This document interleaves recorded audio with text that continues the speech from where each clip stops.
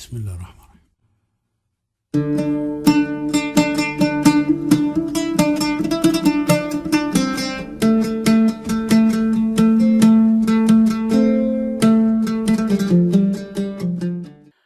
Salam, hello, bonjour. This is Adnan Hussein, professor of medieval Mediterranean and Islamicate world history on this relatively new show on YouTube and podcast.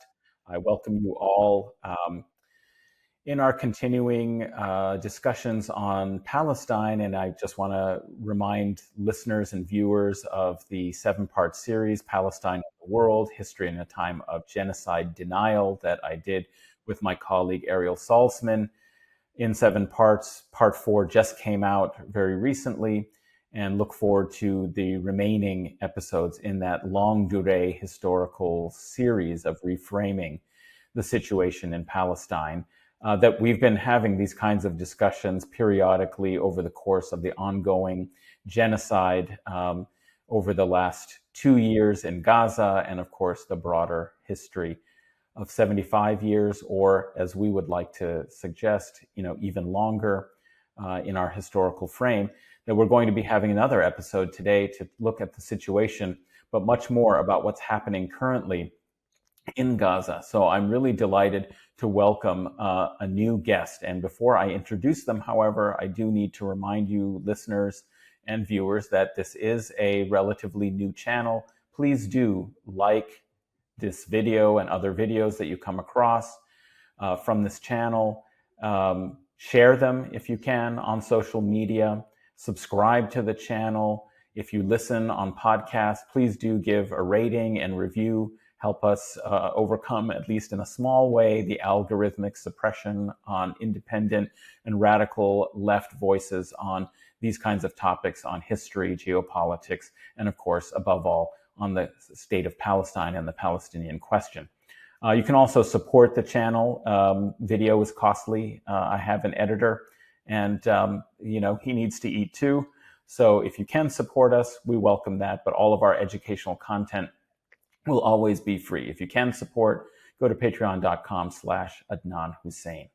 So without further ado, I'm really excited for this conversation because I've been following my next guest's work for quite some time and been very impressed by the astute analysis that is in a different frame than some of the quick takes on politics that you often get, and is deeply rooted in decolonial theory, in maybe I would say even a kind of psychological analysis of culture more broadly that I find very intriguing and illuminating.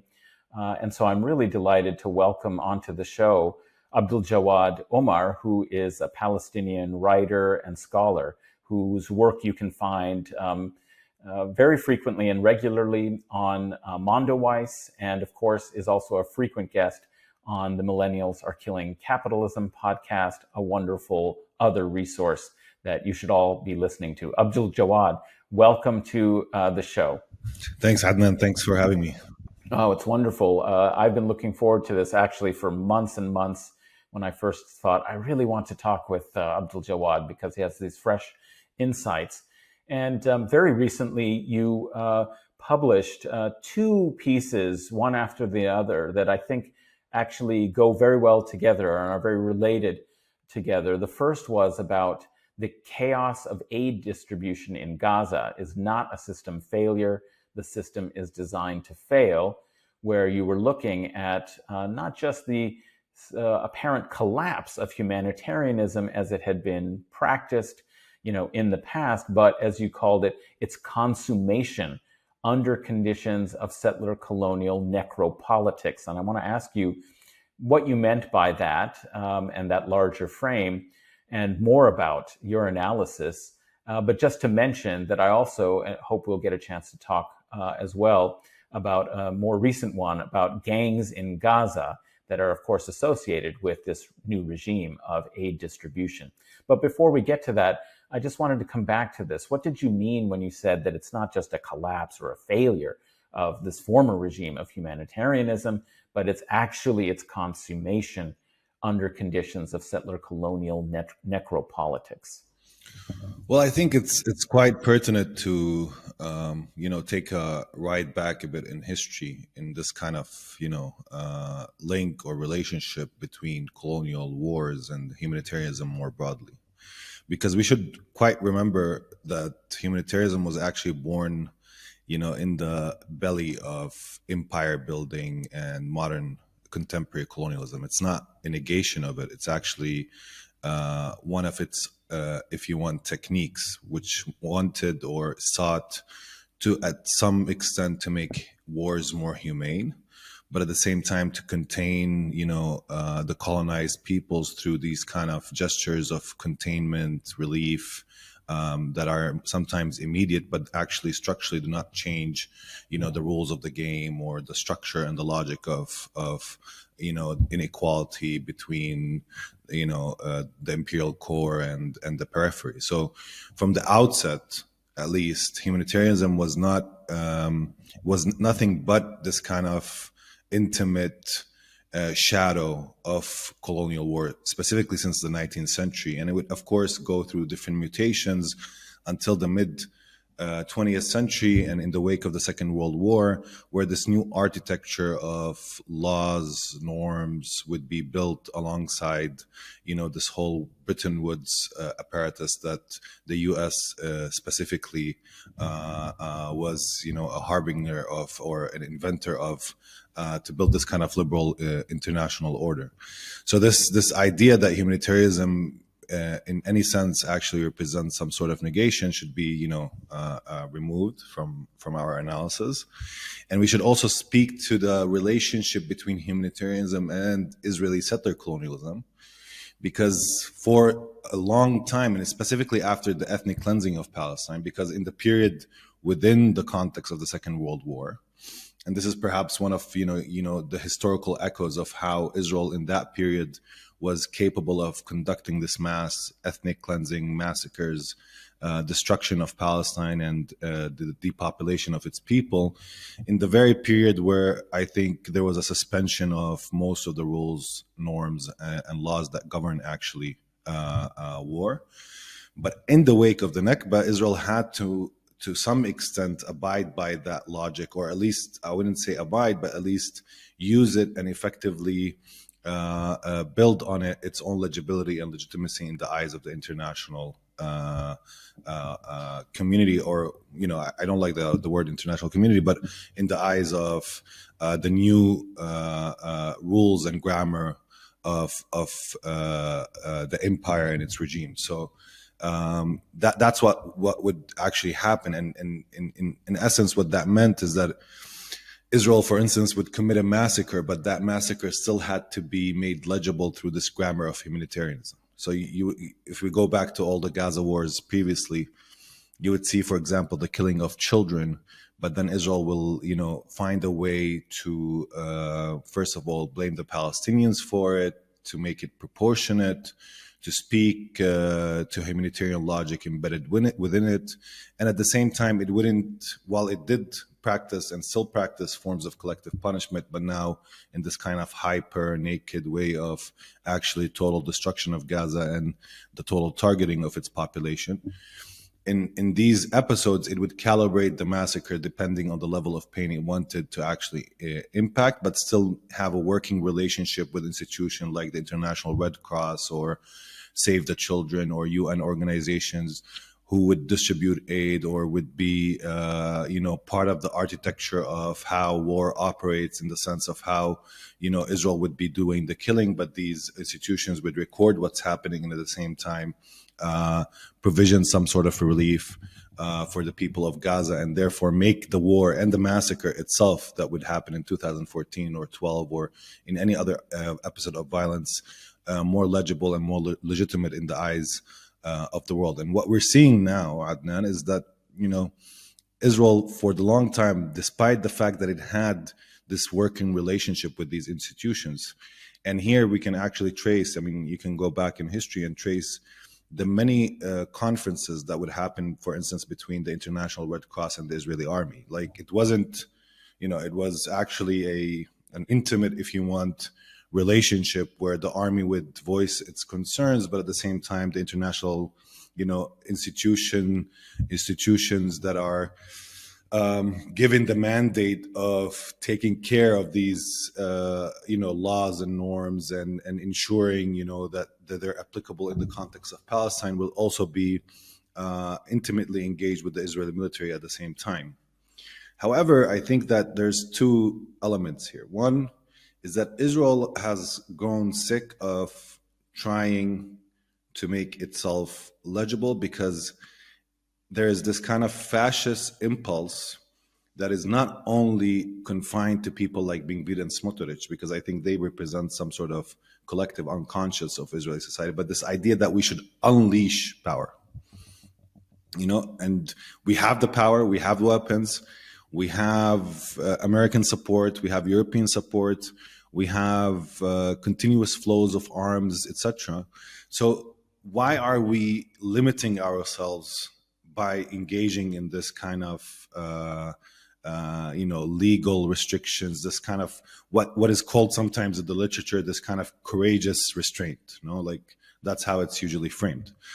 We shouldn't actually restrain ourselves. What we should do is create this military that is highly efficient killing machine, as Aviv Kochavi, the ex military head of the Israeli army, wanted an actual military that can conduct mass forms of elimination, and working towards that, whether technologically or on intelligence level, to achieve that type of productivity in terms of how the Israeli military would conduct itself and ensure that it would eliminate its enemies in its mass forms. That's at least, I think, the shift, because I think Israel realized that with these new resistance forces that are highly agile, that work in this kind of line between disappearance and appearance, that have an infrastructure that is, not out in the open, but perhaps within subterranean level. It's hard. These resistance forces are hard to defeat in a military battle, or a defeat of that military forces that excludes the civilian population, or that attempts to actually give the civilian population a relief, would take a lot of time and a lot of sacrifice on the part of Israeli soldiers and manpower. And that's something that Israel is not willing to do. Instead, it basically doubled down on its ability to use monstrosity and power. Therefore, the whole idea is we need to unleash and therefore transgress all these limitations, all these forms of restraints, and conduct ourselves in that manner. So I think that there is that level of it. But I think also it's important that despite that, this is not a complete violation of the logic of humanitarianism. It's actually a consummation, because at the end of the day, humanitarianism was born alongside as a technique of making colonial power legible and legitimate, as a technique of making empire also capable of winning hearts of minds of the populations that it actually destroys. Yeah, I think that's a very interesting point, that there are sort of two components at work. And if you think of that long history of the interrelationship between forms of humanitarianism, regimes of legal order, and so on, with colonial racism and colonial violence. I mean, of course, I'm a medieval historian, so I always start thinking about how, for example, very often historians have thought about the missionizing effort of, late medieval Europe, where the goal comes to be conversion of the infidel, of the Saracens, who have thus to that point been resisting moderately successfully the military attempts at conquest and control. There was the establishment of the Crusader states as a consequence of the division in the region and the opportunistic moment that established these Crusader states after the First Crusade. But after that, there was resistance, and there was this idea that perhaps we need an alternate mechanism for transformation of the world that doesn't require constant war. And very often historians saw this as an alternative to Crusades, whereas, of course, they were born out of the logic of the Crusades as a kind of alternative mechanism for managing the hostility of the non-Christian. and that in fact actually they provided the justification for, legally speaking, for further crusade, because, well, you have the diplomatic, you have the relations, exchanges taking place, you have people who have given proper warning, as it were. And this reminds me so much of like Israeli warning about areas that they, in the first phase of the Gaza genocide, and something that they used to do, which now they are dispensing with. I think you're right, which was part of that apparatus of trying to justify and demonstrate the most moral army, and that we provide information, where people can go to be safe, but we have to fight these terrorists, so we flood it with these leaflets that we drop from the air warning people to evacuate the area. Exactly the same kind of logic. You provide the warning, and that itself becomes the justification for unleashing horrific violence, right? And so that was the logic by which crusade was justified as well. We sent missionaries, but they didn't listen to them, or the missionaries were martyred, and so as a result, this legitimates and justifies renewing in a more brutal form colonial violence and so on. And so that logic is got such a long history and is clearly so much a part of the apparatus here. But I think you're right that there is something new in that it no longer has the same.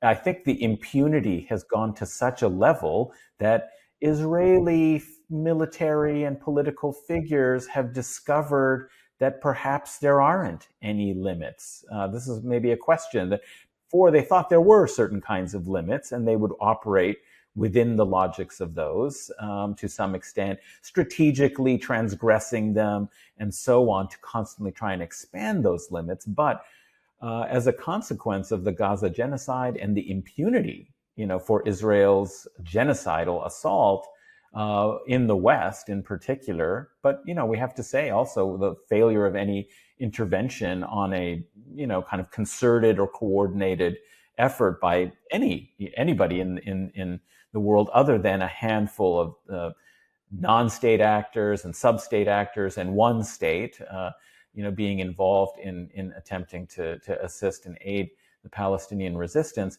that they may have discovered and given more wind to the faction that you were talking about, that says we have all these weapons. Why don't we just use them and unleash this, kind of more dramatic level? But it's as a consequence of two things. One, the resistance, as you're saying, which has made it quite difficult to achieve the stated war aims, and also the impunity for increasing violence, of transgressing every previous boundary that seemed, even conceivable, and still maintaining support. So that seems to be the situation we're in now, where they no longer need to adhere to some performative level of humanitarianism.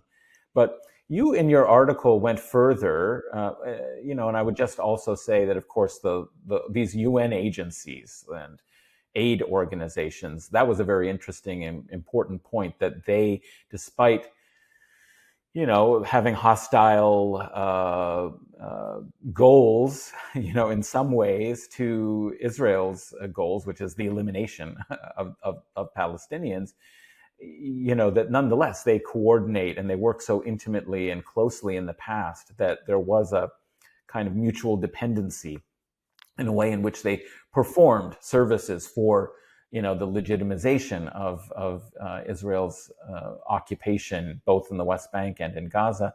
But that is something that has a history all the way back with the founding of the UN. My colleague Ardi Imsais wrote a wonderful book on the United Nations and the question of Palestine, which we interviewed him about, the United Nations and the question of Palestine, ruled by law and the structure of international legal subalternity, in which his analysis was very coordinate with what you were just suggesting about, the way in which the system, the way in which the system made an exception of Palestine in such a way that it could perpetuate and legitimate Israel's, hegemonic dominance, its occupation, and provide a veneer of legitimacy.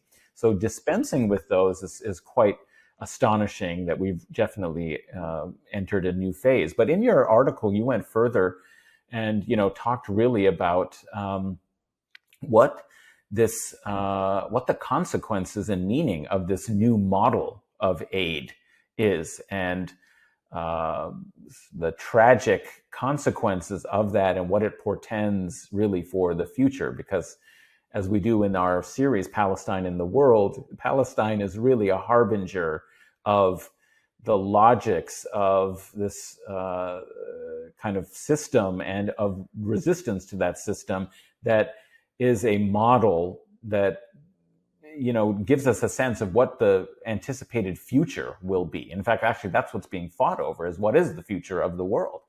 Is it going to be a world that follows the Israeli logics on a more global scale? It's already something that happens, but or will resistance be able to repattern and create a different system? So perhaps you could talk a little bit more about how you analyzed the Gaza Humanitarian Foundation and what this means. In particular, I was struck by your analysis really on fundamentally the question of dignity and the human that is at stake in this. Well, I think, look, there's multiple elements here, because Israel is still trying to make its destruction and genocide in Gaza legible by saying that we're trying to give aid. No, so this is the whole role of the Gaza Humanitarian Foundation. It's designed in the beginning as a spectacle to which the American administration, the Israeli political system can say to the world, here we go, we're trying to find ways to deliver aid, but in our own way. No, so there's that level of making it legible. So they're still taking this component from humanitarianism, which is that we're, despite the fact that we're in war, we're still trying to deliver some sort of aid, and we don't want the people to reach this level of famine level where people are dying of hunger. Of course, this is more a facade than in a reality, but that's the reason why food is being entered at this one level, the level of also trying to legitimate itself. But now taking out these institutional mediators like the UN and other institutions that actually delivered aid based on some sort of criteria of also neutrality, of also trying to give aid to all the population, not creating these kind of mass appearance of people in one specific area where people are fighting over, food or aid. So there's this kind of delivering mechanism that Israel didn't actually appreciate, because once the trucks that it didn't allow outside of Gaza come in, Israel didn't have a lot of control over what goes on with the aid further on. I mean, sometimes it did bomb actually some of the storehouses where aid was stored, but beyond that, it didn't have a lot of control over what happens to the aid once it enters the Gaza Strip.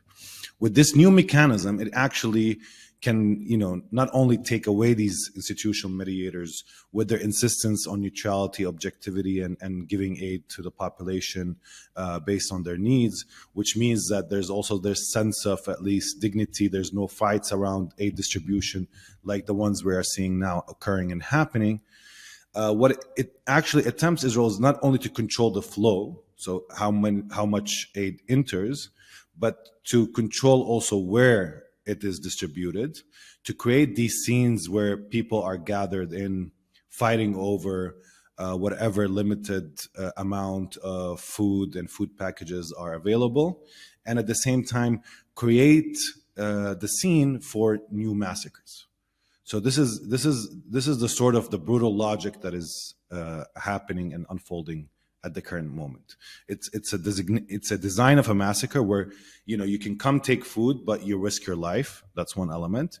You're fighting between yourselves and your neighbors and your community at the same time to get that food, and at the same time there's a level of creating the spectacle of a cruel, sadistic, which is something that has been accompanying us since the beginning and the outset of this war, this kind of obscene transgression that Israel somehow relishes. No, so there's a logical logical element around it, but there's some sort of sidekick also pleasure that it takes from seeing people, gathered in masses, seeing them humiliated, seeing them in conditions of where they lack dignity, seeing them in these conditions where the Palestinians in Gaza are punished in these different and myriad ways, while also designing massacres.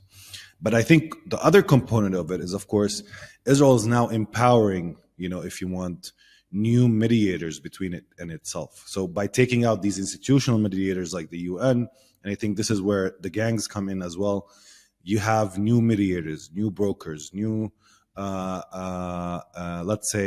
organized elements that can manage the relationship between Gaza's population and the Israeli military at this current moment, this everyday logic of what happens.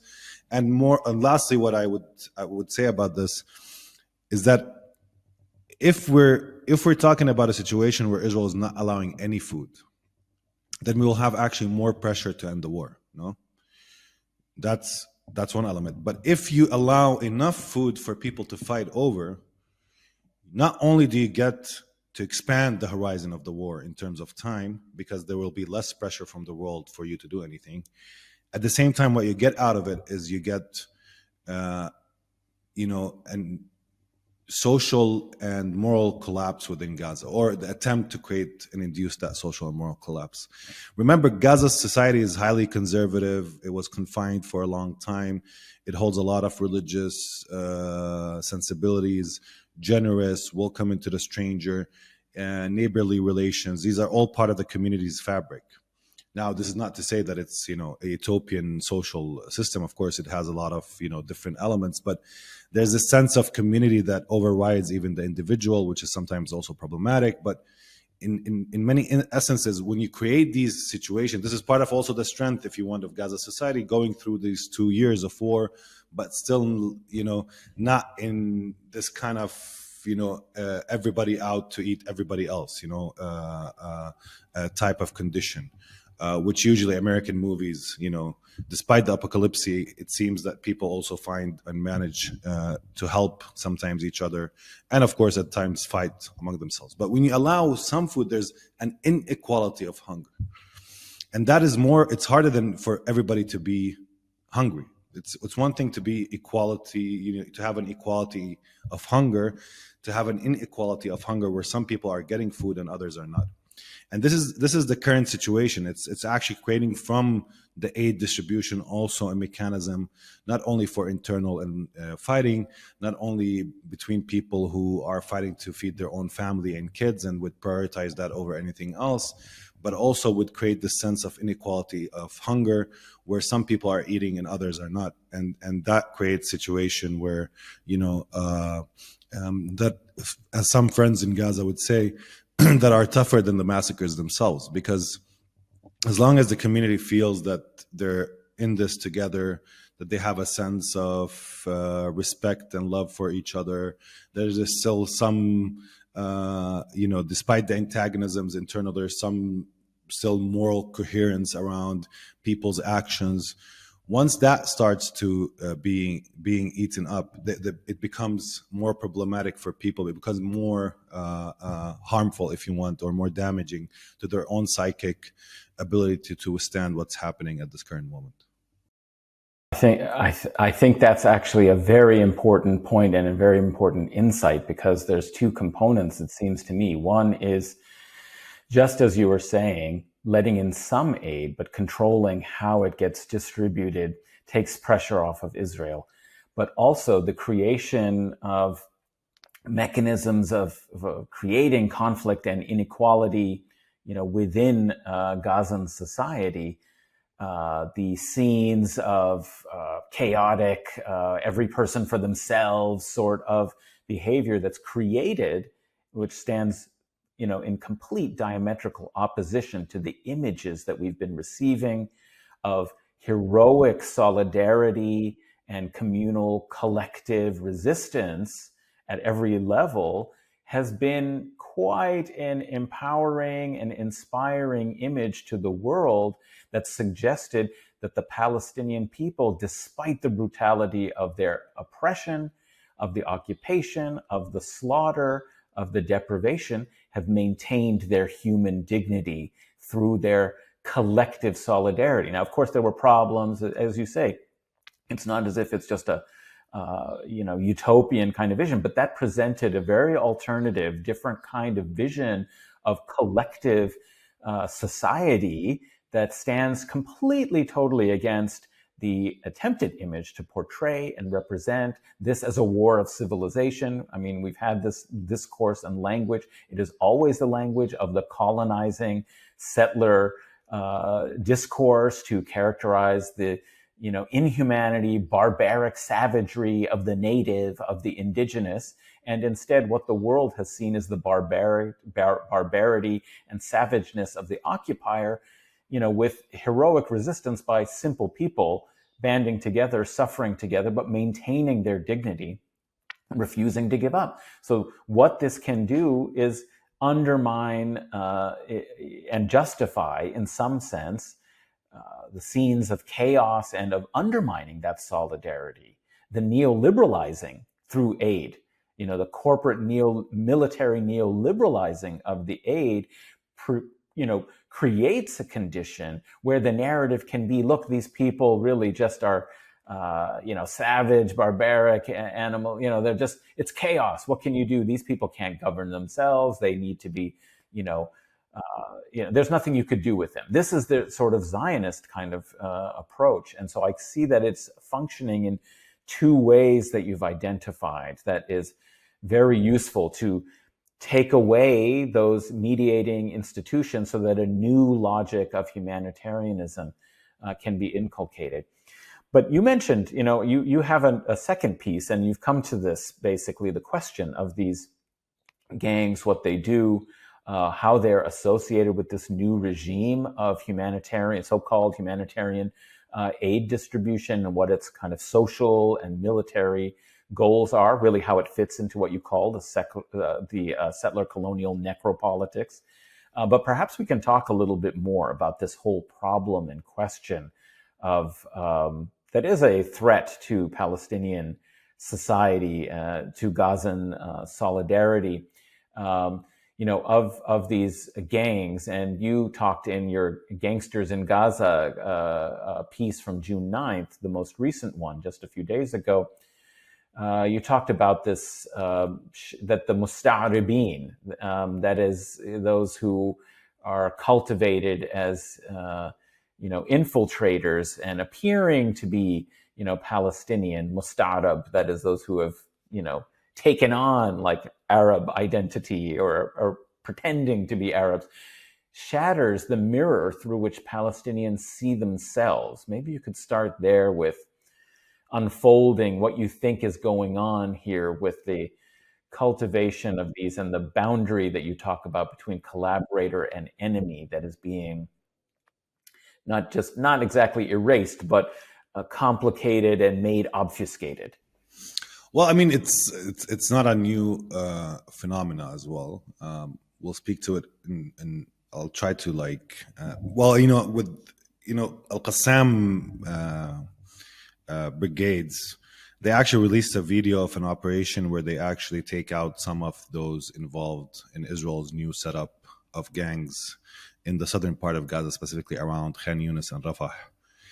And they called these people musta'ribin, despite the fact that they're from Gaza. So, there's that kind of interplay. The musta'rib was usually a word designating specialized army units that in the 80s were actually produced. Of course, there's a longer history of al-musta'rib, the idea of the Arab Jew that infiltrates, for example, a specific society as a spy or anything like that. But well, like the case recently of the files associated with, what was his name, Elias Cohen or Cohen, in Syria. From Syria, exactly. He's a famous case of that, of like an Egyptian Jewish person who a new identity was manufactured and he was introduced into Syria to infiltrate, rise up the ranks, and provide military intelligence and to Israel. So there's that kind of tradition. Yeah. Yeah. So there's that kind of tradition where, of course, the very presence of Arab Jews as part of that long and also painful history of how Zionism disrupted the relationship between, Arabs and Arab Jews more broadly, creating these conditions where Arabs would go into Israel, would be treated as second-class citizens, but also would be used and employed either in operations that relate to intelligence, but also more recently in the 80s, when Israel started, in the military occupation of the West Bank and Gaza, and specifically actually in Gaza, it had a problem with some activists that it couldn't actually capture because they would be hiding in refugee camps and other places. And despite, the West Bank and Gaza are not very big geographies, there's no, like Vietnam jungles and strategic depth for you to hide out, specifically with this kind of highly developed and modern army and intelligence services that Israel has. But the camps and these dense and thick places provided, let's say, cover. And whenever the military would actually infiltrate these camps, the people would signal to each other that the military is here. So many of these activists would be able to actually flee without being able to capture. As a response to this kind of dialectic in the relationship, Israel would create these kind of units that entered in a refugee camp as undercover, dressing like Arabs, sometimes like old men, sometimes like women. Sometimes we saw them, for instance, covering themselves as hospital employees and entering the hospital, so that they would use disguisement and they would, create the conditions for a surprise form of attack where people would be taken out. Of course, that technique would also develop to try to break into demonstrations and also capture Palestinians from within demonstrations that are engaged in, clashes with the Israeli forces. So you had many of these spectacles, and many people can see them online. And of course, Al-Qassam used this word musta'rib as if to say that they have stopped becoming Arab. They've entered the domain of pretending to be Arab, like the Israeli military unit. So that was the initial, let's say, part of what I tried to actually give people as a sense of history of the use of this word, although the history is much longer than I actually offered in the piece. That's one element of it. But I think the second element, which is important, at least when we discuss, gangs, is that, whatever society you're in, there's a lot of contradictions within that society. There's like class contradictions, there's political contradictions, there's social contradictions.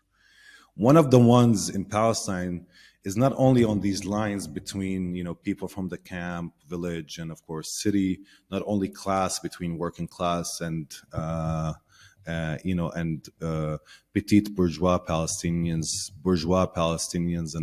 and other forms of class understanding of the Palestinian condition, but also this tension, if you want, between also some governance apparatus and the excess of that governance apparatus at certain points.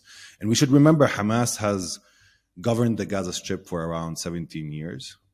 And when you govern, you're not as liked, no matter what you're doing objectively in terms of whether what you're doing with the resources you're having is good or not good. Generally, there's a sense of despondency from the population around the governance apparatus itself. Moreover, you would still have phenomena like, for instance, in the Gaza, and specifically in the southern area, and this is why it's not surprising as well that these gangs would first arise in areas like Rafah, because it's generally and historically known for smuggling, entering contrabands, the relationship also between some of the families within Rafah and the larger Sinai, including, for instance, Yasser Abu Shabab, that belongs to actually the same tribal affiliation as Al-Arjani and others within the Sinai. So there's that element of, if you want, trans-border relationship that binds those elements within, if you want, Rafah, with their familiar and tribal backgrounds, and at the same time the Sinai, but also with a history of smuggling and drug abuse and relationship with the wider Sinai area that includes, of course, elements of ISIS that actually existed within Sinai as well. So there's all these three components that exist there. And then you have the other component, which is now Israel is, engaging in war. Hamas is weaker. And for some of those figures that have long also been imprisoned by Hamas and the Hamas government, it's an opportunity on one level to avenge, but an opportunity to also socially rise and, of course, accumulate financial gain. So in this sense, you see this kind of opportunistic behavior from people who were scarred in one way or another by the governance separatists, but at the same time who hold loyalties across borders and are capable of or have the ability of betraying, the wider Gaza society, but at the same time positioning themselves as mediators, but therefore giving them some sort of social, at least, power at this particular moment. And this is, I think, the dynamic that explains the emergence, if you want, of these gangs, why they emerge and to what extent they will be useful, of course, with some backing, perhaps tacit or more clear from elements within the Palestinian Authority or from regional governments. Of course, there's a lot of rumors around that, but nothing concrete as of yet to actually speak to it. But, because at least the Palestinian Authority in its official stance has said that it has nothing to do with these gangs and it's not engaged with them. But, nobody really knows what's going on in terms of, but with some sort of elements of also support, also within the contradiction that exists between some of the Fatah elements within the Gaza Strip and, of course, Hamas itself, that has also a long history where, some of those within Fatah might be enticed to also join a gang like the one set up by Yasser Abu Shabab and Israel. Yes, you did talk about Yasser Abu Shabab. He's the sort of seemingly key figure, but I think what was very important and invaluable in your analysis is the way in which the focus precisely on that particular context revealed larger patterns and affiliations. So even if, as you're pointing out, there isn't precise evidence of PA support for these groups as an alternative to Hamas rule in Gaza, which wouldn't surprise anyone, but of course it would not look good for the PA to be patronizing and supporting them in a direct and open way. Even if there isn't any direct links or evidence, the point seems to be in your analysis that there are a lot of analogies between the logics of these kinds of groupings. You said something quite interesting in the piece about governance, resistance as governance, and governance as imprisoning, itself a kind of prison. And if you think about what the goals and possibilities for fragmenting Palestinian society and the possibilities of solidarity in resistance to Israel's colonial occupation in Gaza that these gangs possibly represent, is that is just another sort of episode and instantiation of a more successful kind of capture, you might say, of forces that do the same thing in the West Bank under the PA. I mean, this is, of course, something going much further back. If you think about the logics by which the Oslo Accords and the establishment of the Palestinian Authority was even developed, I often think of this as only making sense in the context of the First Intifada's successes as a resistance movement, that those who had to evacuate from southern Lebanon in the 82,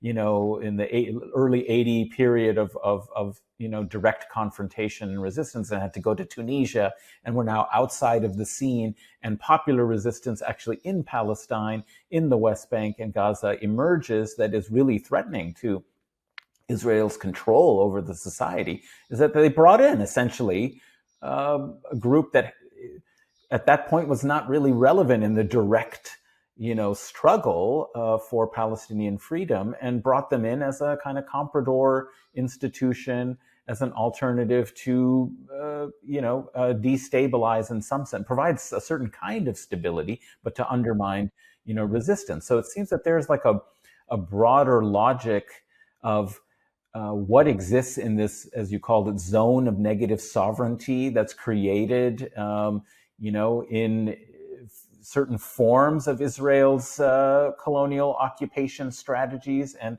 genocidal process that emerges, that also is similar to fostering and allowing, gang mafias without dignities, as you called them, inside among the Palestinian population living inside 1948 Israel. And it just reminds me so much of what Fanon talks about, in that first chapter of Wretched of the Earth, about, the forms of internal violence, fragmentation that are created by the colonial kind of occupation, the violence that is diffused and is more, indigenous versus indigenous, which is a tool of maintaining and advancing the settler colonial project. And then it's only when they turn those same kind of forces into a political logic of resistance that, that these are redemptive, for changing the situation. But it seems like this is something that is a tool that is used. I'm wondering if you could talk maybe a little bit more about that analysis that you were providing that connected these different mechanisms that we're seeing in Gaza in the most obvious and outrageous form of criminal gangs and violence. And perhaps also you might assess and evaluate, since this is something I haven't seen people really discuss too much, about the compatibility in some ways of kind of ISIS-style forces with the Israeli colonial occupation.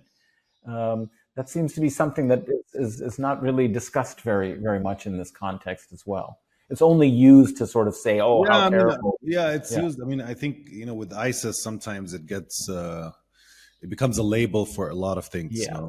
And it becomes this kind of floating signifier that means nothing, but at the same time you can designate, and you're trying to just berate the person who's.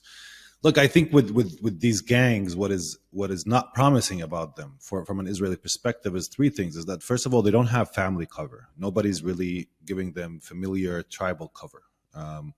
So there's that one element, in Gaza. The second element is there's no political cover. It's important that even if the PA is backing them tacitly, the PA is not in a position to actually say that these are our forces working, So they're also not, they don't have a political cover in the eyes of the Palestinians. And the third thing is that they're still, at least in numbers and capacity, they're very small numbers, and they're known criminals and gangsters that actually existed before in the Gaza Strip. So they don't have any social, if you want, or political or cultural capital, except for now their newly assumed role as mediators and brokers with Israel. So for some of the young men, or for people trying to find food, they might be people that would garner this kind of social capital through this kind of position of being proximate to Israel, but nothing else. So this is where their power is significant, but it also tells us something about, for instance, something like the PA, because that's the role of the PA today. It is proximate to Israeli power. It is one that has, a lot of Palestinians working for it in terms of the bureaucracy or, in the security services.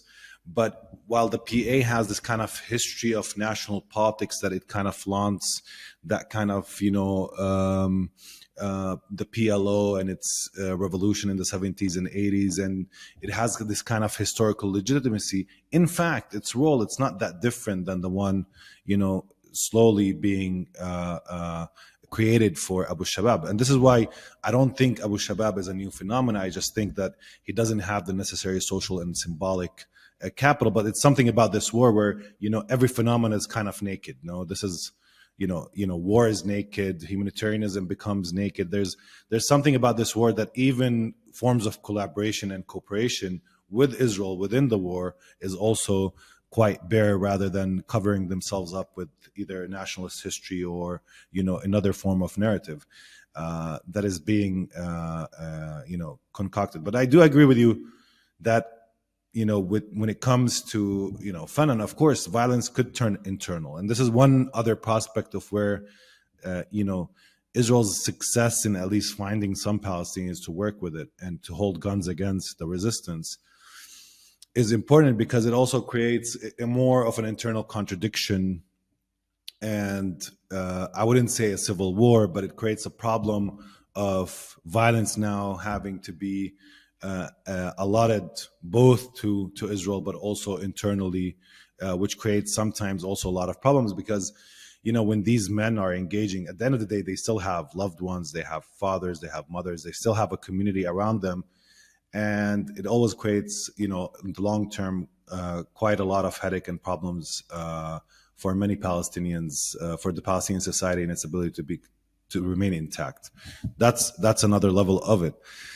As you were saying as well, Adnan, I think that if we look, for instance, at one of the most successful and tacit supports of gangs, I think it's actually in areas among Palestinians in 1948 or Palestinian citizens of Israel.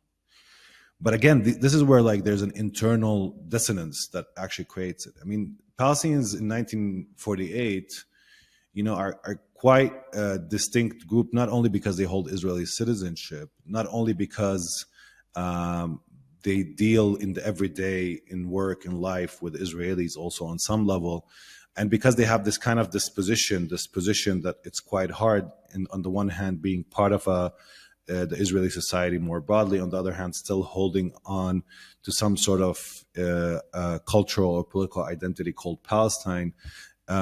So there's all of these elements operating. But in the past 20 years, there has been an intensive Israelization process.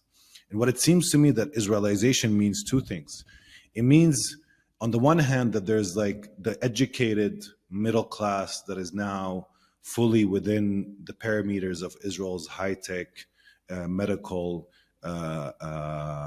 economy, so working as nurses and doctors and pharmacists, and working as high-tech engineers and architects, etc. And a large part of that Palestinian society within Israel is going to these jobs, while at the same time you have a community that also is producing many young men. And these young men who don't end up in universities, don't end up having an education, have very limited economic options, but within also a society that has become more and more plunged to this kind of consumerist ideologies, if you want. And what that creates, it creates the conditions for the rise of, if you want, criminality, and for the rise of gangs, and for the inward looking, specifically when there's no active nationalist movement working within 1948 Palestinians, or when these nationalist movements have dwindled in support and in position in their own society. So now the gangs are the ones running large parts of that community. Actually, not only are young men killed on a daily basis in the streets of many of the villages and towns within 1948, but at the same time, the gangs have more social and economic power within villages, within councils, within businesses among these communities than any other political or economic force, including, if you want, the Israeli state. And what was revealed is that this phenomena of gangs and being built up, I wouldn't say it's, of course, it has this kind of psychic relationship to why of the presence of colonialism, to the dwindling support of nationalism, and to this kind of economic dynamics. But it was also, allowed and permitted to actually rise by the Israeli Shabak and Israeli internal security. That also still looks at the Palestinian citizens of Israel, who are citizens, as a threat, and therefore that the internalization of violence is actually an Israeli interest, that violence is pushed within these communities, that through this violence and through this breakdown in the social fabric and the rise of these new tough men that are willing to kill and willing to embezzle and willing to create this kind of black economy and feed off of it, that Israel can also have through them control over this society that when push comes to shove, that these would serve it in many instances. Keep an eye on the communities, keep an eye on any rise of any nationalist figure. I mean, we should remember that these mafias don't have a problem going and assassinating, for instance, an activist, or killing somebody who's trying to work for the community, or a teacher that has some sort of symbolic and political power. And that phenomena has been in the making for quite some time, but it has risen with force and velocity, at least in the past decade, to be more precise. So it seems this Israeli turn towards mediators without political content is one that it wants. And I want to emphasize that and underline it, because that's its problem with the PA. Despite the PA being this highly collaborative security coordination, what it wants is it wants the PA to just be like Abu Shabab. It doesn't want the PA to be anything like but Abu Shabab. Of course, in content and substance it is, but it doesn't want it to hold the Palestinian flag or to pretend to be otherwise. At some point, it just wants it to be a tough, brutal mafia gang without any pretensions to be otherwise, without a Ministry of Foreign Affairs or going to the ICC or releasing statements or acting as if it's a political actor in any significant sense. You completely you completely serve us, and you serve us within this kind of highly dependent relationship, and you should just remain in your lane. And that's part of the logic that, as I think Abu Shabab's gang in Gaza revealed more broadly, that generally speaking, Palestinians are dealing with multiple forms of, if you want, mafias without dignity. Yeah. Yes. Maybe, this has been wonderful, and you've been very generous with your time. And outstanding analysis, really fruitful. Maybe one last kind of question that I might ask is, you had sort of pointed out that ceasing all aid, would take a certain kind of pressure off of Israel. And I was just thinking about that in the context that today, the day we're recording, there's been an Israeli attack on Iran. And while we, of course, don't know a lot of details about exactly what happened, how to assess it, or what the response will be and the future implications, it is clearly also a demonstration effect in some respect that takes away attention from what is happening in Gaza. It seems to fit into a previous pattern that at least I've noticed, that when there was increasing popular international pressure that might take the form of even mild sorts of criticism in official circles in the West and in international institutions, that there would be, some overt attempt to change the discussion, change the logic of the geopolitical arrangements, reorient people's attention in various ways away from the heroic resistance in Palestine.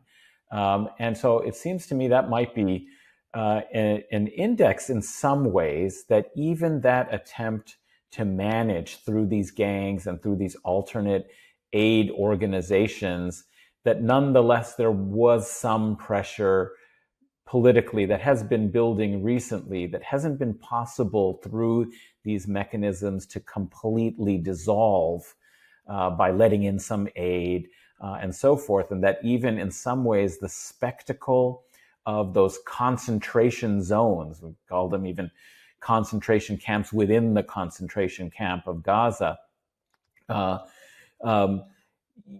spectacle of those and the way in which people, were treated, and the so-called chaotic circumstances that were designed, nonetheless really elicited a response from civil society, people around the world, that didn't absolve Israel enough in some ways from opprobrium and political pressure in the way that they're managing.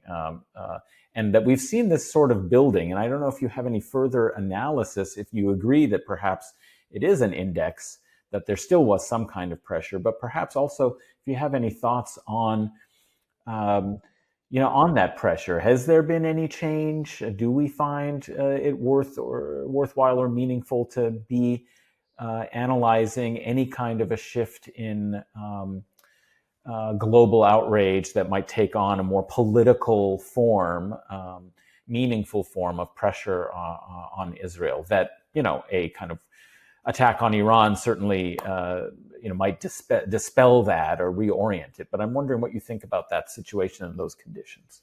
Well, look, I mean, there's, I think, three elements. Yes, there is a shift that we can, actually even measure in terms of public opinion, in many of the Western countries around the question of Palestine, including places like, for instance, the US, where Zionist ideology had a lot of hegemony for a long time. So it's fracturing. There's, new awareness and consciousness rising. And we see also that politically translating alongside a lot of other factors into, for example, the ability of people who are known pro-Palestinian activists, for instance, the new mayoral race in New York, to position themselves as perhaps the new mayor of New York. So we'll see what happens there. It doesn't mean that they're adopting the same positions they did as activists, but I don't want to speak to that. But what I'm trying to speak is that, something has shifted, the ground has shaken, and I think that will translate politically at some point in the future in some ways. Doesn't mean a complete shift. Do I think institutionally? I'm more cynical than a lot of people think. I don't think institutionally we will see any real significant shift among the Western countries and its political classes. No, I don't think they're in the position. They're in a position to give Israel the biggest leeway they will give it. Israel is dependent on the West more broadly. Of course, there is some pressure to elevate the pressure coming internally in these countries by things like the Gaza Humanitarian Foundation, by things like entering food, by not allowing conditions of famine or total famine to actually arise in the Gaza Strip, but keeping people hungry and keeping them without enough food to actually, eat well or have a decent meal. But in essence, what is really, institutionally and politically, I don't see the shift. Many people have analyzed that, saying, the EU is signaling new things, and I don't know, the UK is placing sanctions on Ben Gvir and Smotrich, and and all of these are just tactical moves meant to actually signal to their own societies that they're doing something while they're doing nothing. So they're empty gestures.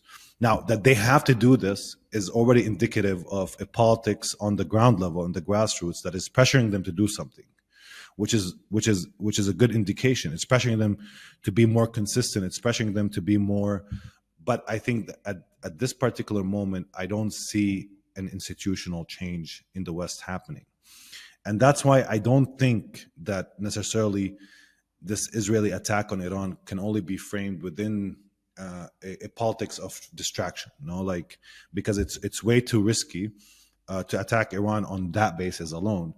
However, I would say something, Adnan, to that. I mean, if we remember, we talked about the Nakba in 1947 to 1949, when Israel, launched this mass ethnic cleansing campaign, and there was this clash between also Palestinian resistance and at that time the Zionist militias. And we're conducting these massacres throughout Palestine. It's not only that technology was different, media was different then, but at the same time, it happened within the frame of a period of wars, within this kind of void of chaos, of reconstruction, and Israel was capable of getting away with a crime in that kind of atmosphere where a lot of priorities existed elsewhere. And I think what is different about this current historic moment is that Israel is in the center of the moment, rather than being, an event among many other events and many other priorities across the world. It is in the center of that moment. And that makes what it does also more, problematic, because what it says is that, in the future, what is happening here will boomerang into other places. What is happening here will be adopted by other countries. What is being conducted here in terms of this high-tech AI massacre will be repeated this kind of obscene transgression of international law, this idea of unleashing, this notion of instead of winning a war by, making these distinctions, no, you just don't make the distinctions and you treat everybody in the same way. And the logic of genocide will become the logic of our common future as humans. That is at least what is at stake beyond the issue of Palestine as well.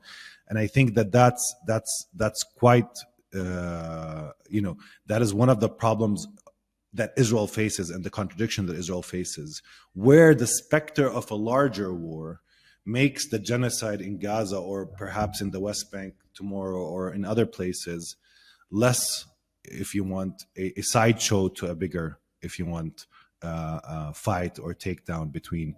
But I don't believe, I'll be honest, Adnan, I don't believe in the idea that the political classes in the West, are hammering down on Israel or in any sense are creating enough pressure for Israel to consider itself in a place where it needs to maneuver out of it. I just don't see it happening. The past 2 years have shown me that Israel is highly dependent on these countries, highly, in need of them. It's not an independent power. It attributes things like the fall of the Assad regime to itself. When the Assad regime fell through the collaboration of many countries and intelligence services, including many Syrians themselves, who also launched, the final attack against the regime. Israel has this kind of narcissistic tendency to attribute a lot of things to itself, but at the same time, I think it's a highly dependent colony. It needs that political class, but it seems also that political class in the US, and in the UK and in Europe more broadly, either for ideological reasons or whatever reasons that they're giving themselves, are completely in on this project of the elimination of the Palestinians and the creation of the greater Israel, and in making sure that Israel is still stable, powerful, and has all its needs to commit more massacres. I'm afraid I agree with you about that, and I think part of that is because of my interest in the longue durée history of the West and seeing how, as you were pointing out, in 1948 there was the possibility of introducing a late settler colonial project amidst all of the other issues that were taking place that mirrors and has its precursors in the first Western colonial settler project, perhaps of all time, but certainly in the region. And that is, of course, the Crusades and the establishment of the Crusader states. And that in that longer durée history, perhaps there is some way to understand and explain why it is that the Western elites, politically, economically, culturally, are so deeply invested in the Zionist state of Israel, such that, it's not even conceivable for many of them to abandon. And it's because of symmetries in the goals. And perhaps, in both these pieces, you had a highlighting of the narrative, Zionist narratives, and the significance of the specific phenomenon you're looking at, new forms of so-called humanitarianism, the emergence of these gangs and their patronage. The narrative kind of components that they serve and the larger cultural and psychic kind of logics of settler colonialism in the case of Zionism, and I would argue perhaps even more broadly for the West, is something that I think would be a great additional topic. You've been very generous with your time to discuss these, but I hope maybe we can have you back on again sometime to talk about the Zionist narratives and the narrative kind of component, and together try and flesh out perhaps a little bit more of what are the integuments that are holding and binding, the Zionist state of Israel and its particular local position to a much more global and larger set of processes in the logics and development of the culture of the so-called West. But again, I just really want to thank you so much for a wonderful discussion, for all of your insights and these important pieces on Mondoweiss. But I also want to give you an opportunity to tell listeners and viewers where else they can follow your work and keep up with what you're doing, and express their support and engage, because I think, it's been very valuable during these last 20 months, and will continue, I think, to be an important source of knowledge and insight and analysis. So where can the listeners find more of your work? They can find me on Twitter. I always post any new essays or articles I write, as well as I'm not that engaged, on social media. I just post whenever I write something. I send it to my followers. There is a occasional burst of writing, but I'm not, the most active user of social media more broadly. Also on Instagram, they can find me. But they should be aware. On Twitter, they'll find me under the handle at HAMAYEL2,